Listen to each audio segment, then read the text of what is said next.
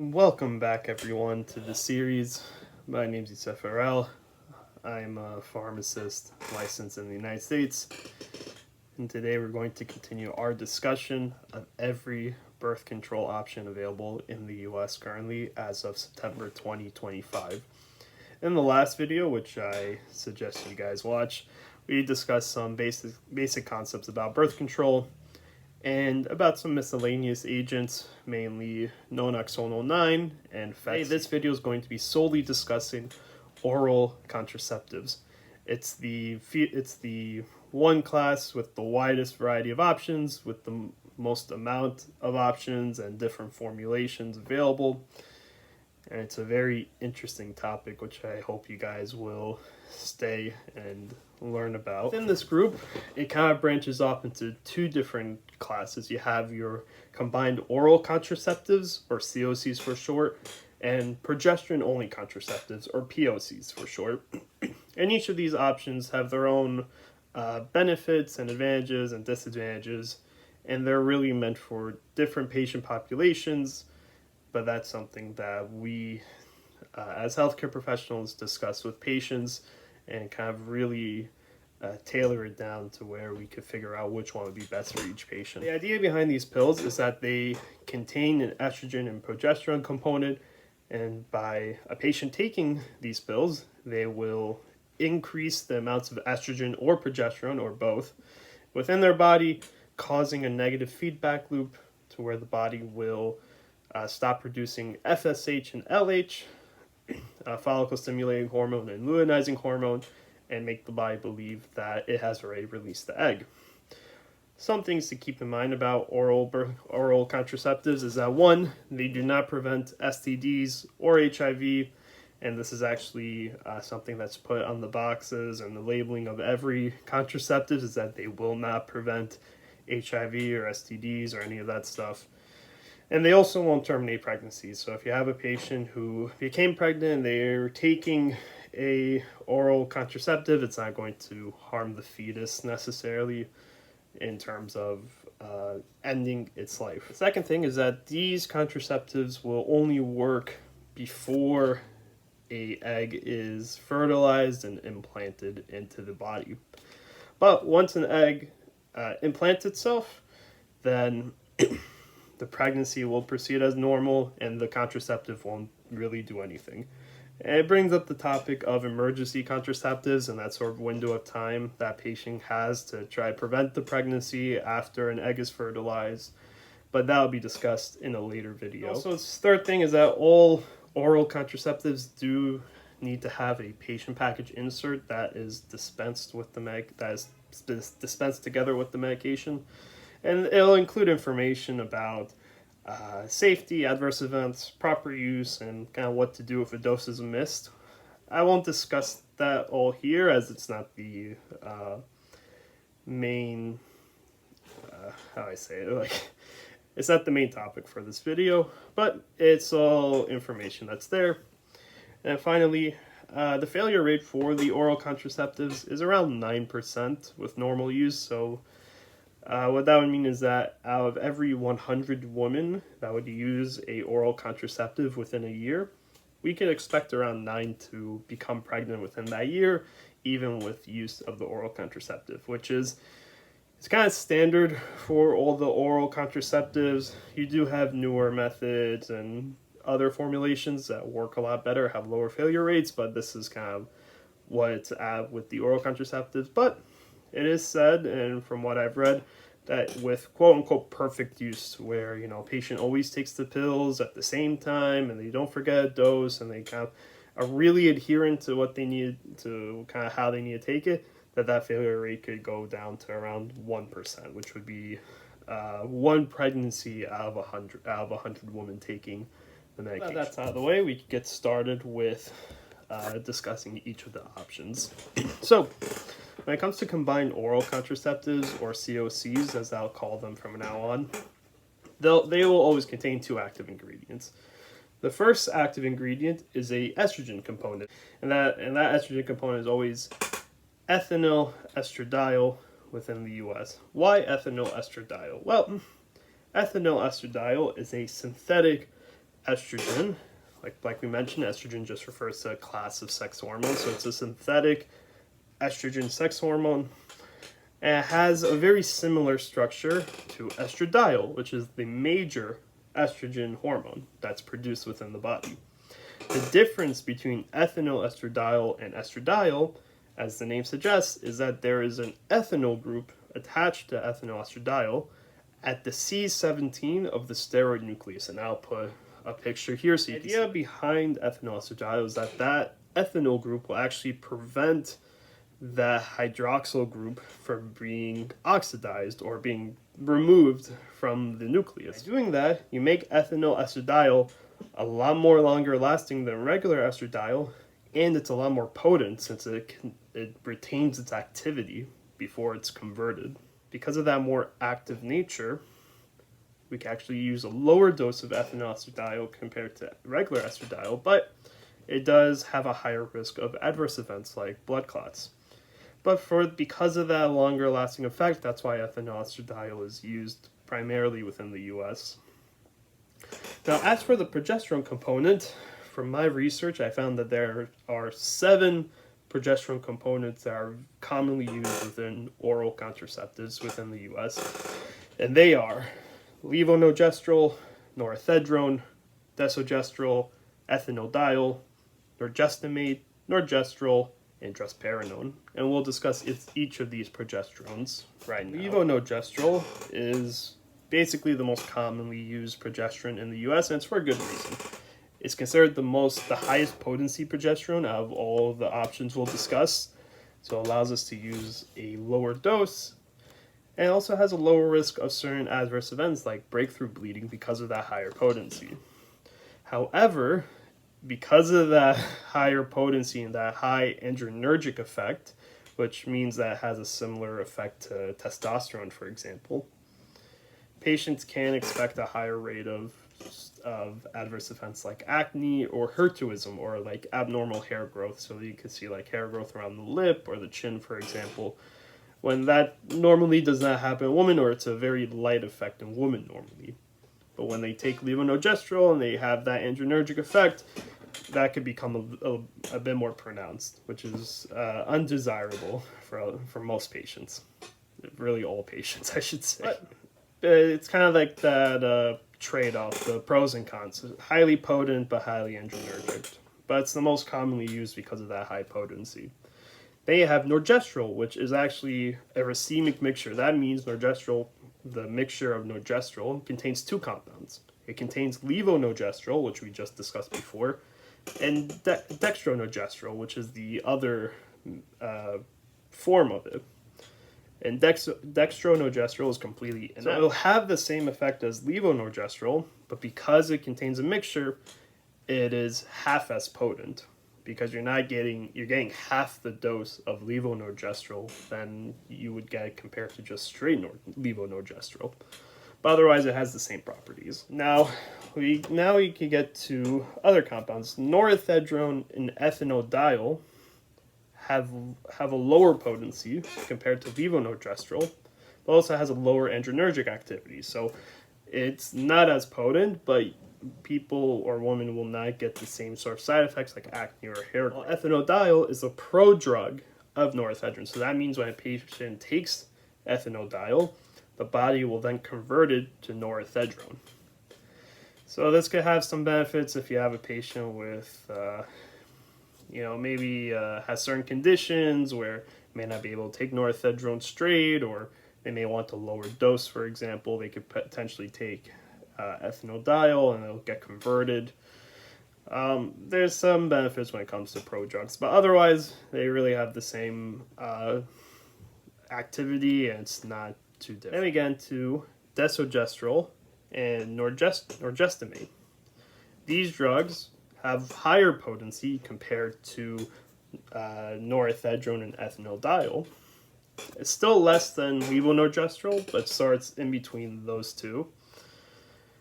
But again, it also has lower adrenergic effect. So again, won't have that same sort of acne or hair growth that a patient could experience with levonorgestrel. Keep in mind though, desogestrel, from what I've read, seems to have the highest risk of blood clots compared to other progesterones used. It's a prodrug of etonogestrel. It's actually said to be one of the more selective and quote-unquote pure progesterones used in oral contraceptives. So some patients may prefer that activity and that higher potency and higher selectivity potentially. Again, it just depends on how they feel with the drug. Then you have norgestimate, which is a prodrug of actually two things. So norgestimate, when a patient takes it, is first converted to a compound called norelgestrolamine, and then actually later down in the pathway, it's converted to levonorgestrel. Desogestrel and norgestimate have the same activity, same potency, so you don't get too much difference between the two. Now, the most unique out of all the compounds is drospirenone. Now, the reason why it's unique is that instead of it being derived from natural progesterone, as the other 6 compounds we discussed, it's actually derived from a drug called spironolactone. Now, if you've never heard of spironolactone, it's a drug that's very commonly used within cardiovascular fields. So it's used very commonly in the treatment of like hypertension or heart failure, for example. That's because it has sort of a dual function. It works as a potassium sparing diuretic, meaning it works like a water pill where it will cause certain electrolytes to be urinated out of the body, lowering blood pressure, but it'll keep potassium in the body, which can prevent, hypokalemia, which can cause certain heart problems. So it'll cause potassium to stay in the body, but cause other electrolytes to leave, lowering heart blood pressure. It also works as a aldosterone inhibitor. Now, aldosterone is a hormone that's present within the RAS system, the renin-angiotensin-aldosterone system, which has a lot of different functions and involvement with a lot of different varying disease states within cardiovascular health, which I won't discuss now. But it works by blocking aldosterone, so it doesn't attach itself to its proper receptor, and it has that effect in, for example, preventing adverse events in heart failure or lowering blood pressure, as an example. But yeah, drospirenone is derived from spironolactone, and I'll put pictures of both structures up here. You'll see they're very similar to each other. Like it's almost uncanny how similar they are to each other.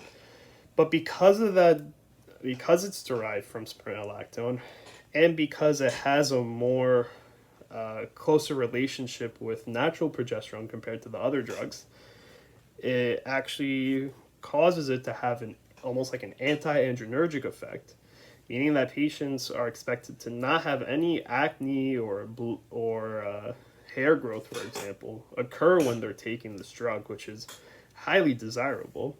And also because of that diuretic effect that it has, because it's derived from spironolactone, which is a diuretic, it also causes that patients will have less bloating occur, which is also very desirable.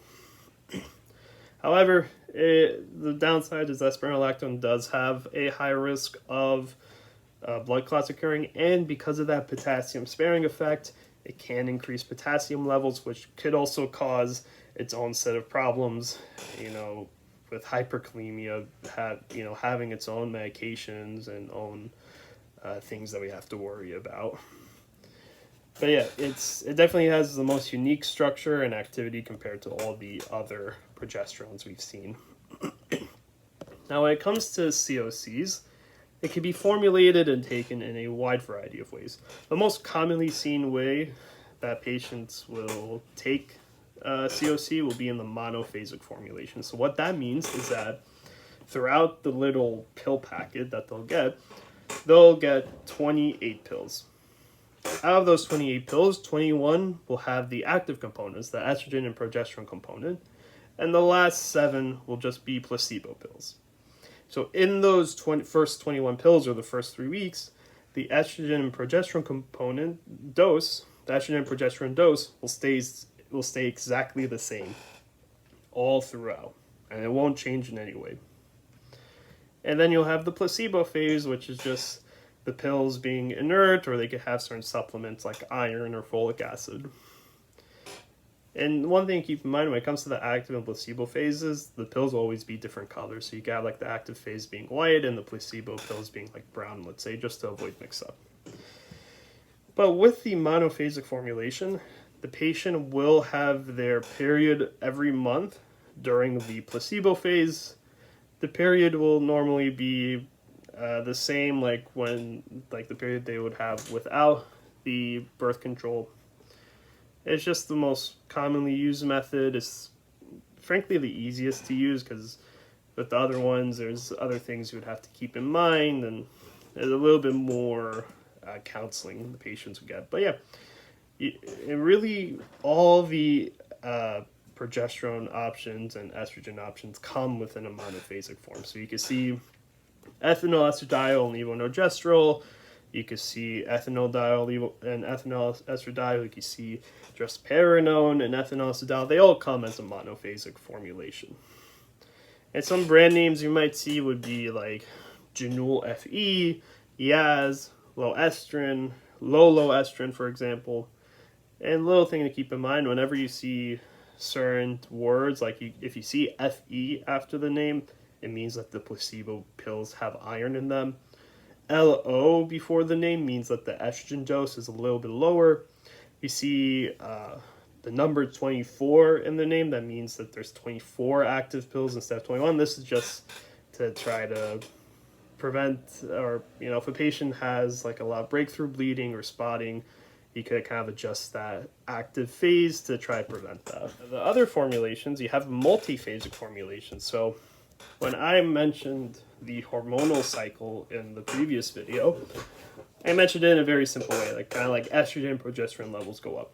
But that's not really the case. Estrogen and progesterone levels actually go through a lot of variations throughout the cycle, to a point where there's a lot of different peaks and dips throughout the cycle.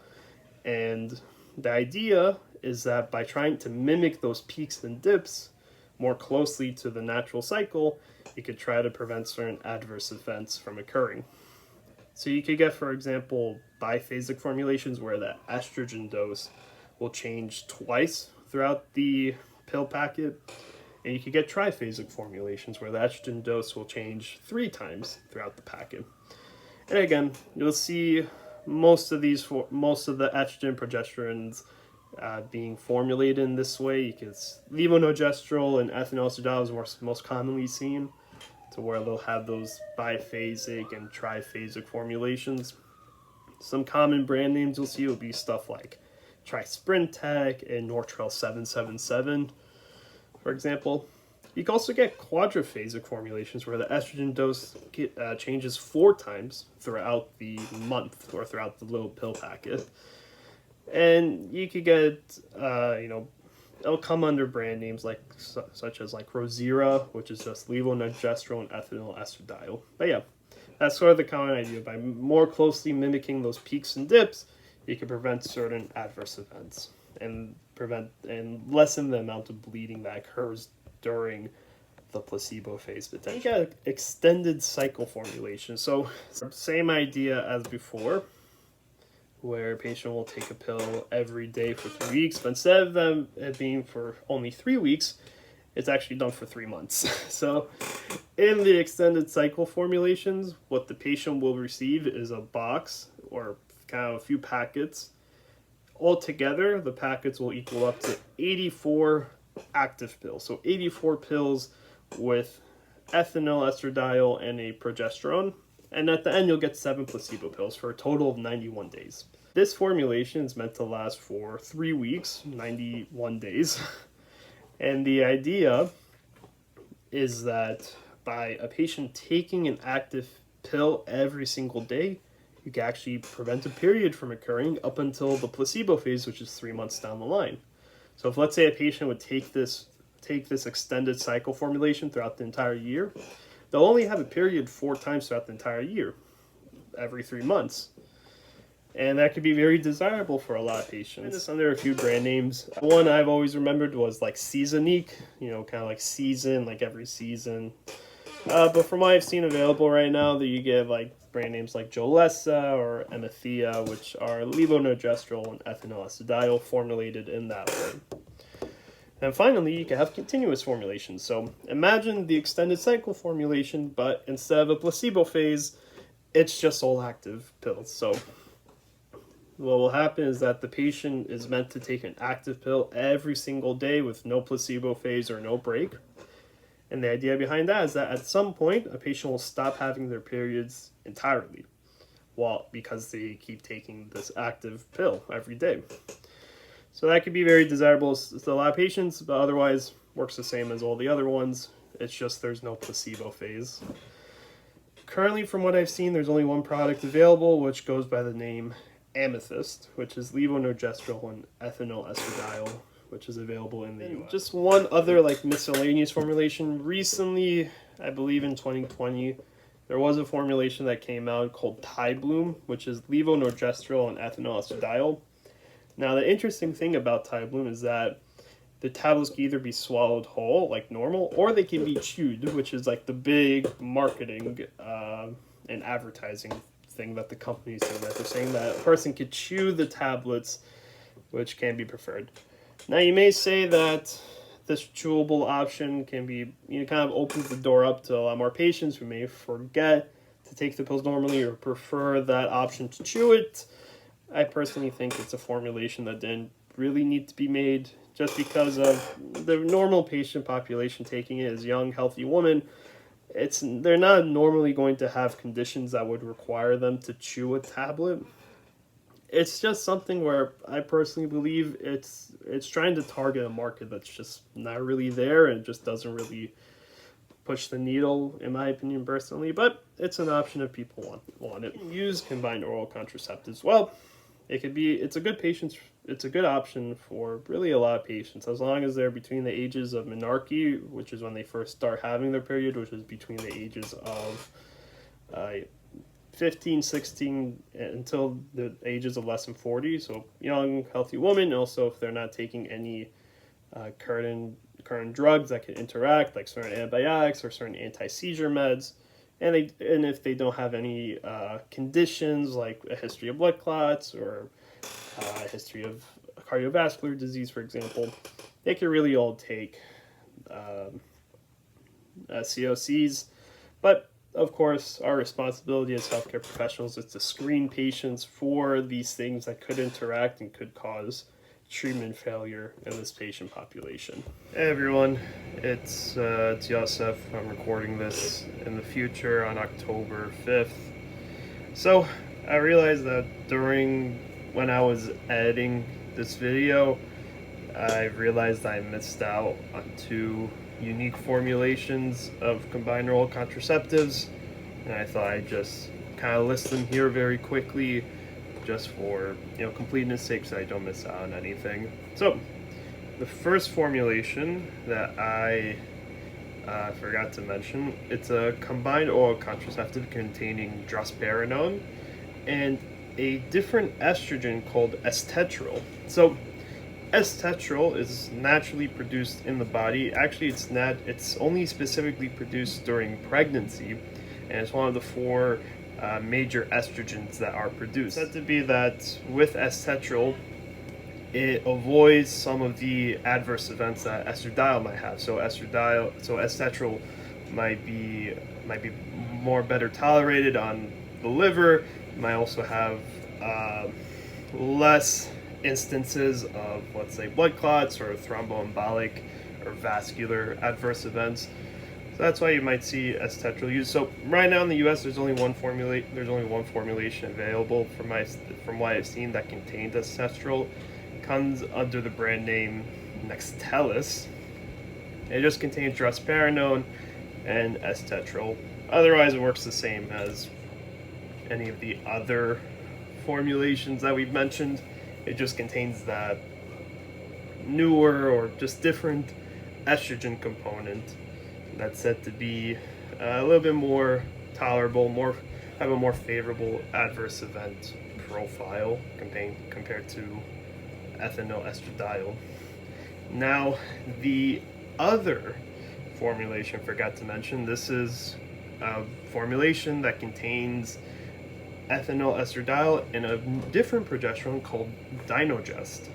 So I'll put the image of Dynogest here. So this is a newer progesterone, sometimes considered, from what I've seen, a fourth generation progesterone, and it's said to be very highly selective to the progesterone receptors, even more so than the other progesterones we mentioned. And also, like, has, from what I've seen, potentially anti-androgenergic properties, so similar to drospirenone in a way. So it's said to be, very potent and very well tolerated. Right now, from what I've seen, it comes only in a formulation called Natassia, which is a quadriphasic formulation that's made by Bayer, and it's meant to prevent pregnancy, also used for endometriosis or heavy bleeding. But yeah, those are the two formulations. I just wanted to mention them here real quickly, just so we have everything covered. But yeah, we'll get back to the video now. Given that this video has gone on long enough, I'm going to stop it here. For the next video, we'll discuss progesterone-only contraceptives, and that will wrap up our two-part series on oral contraceptives. Thank you all so much for watching. I hope you guys all come back for the next video, and I hope to see you all very soon. Thank you.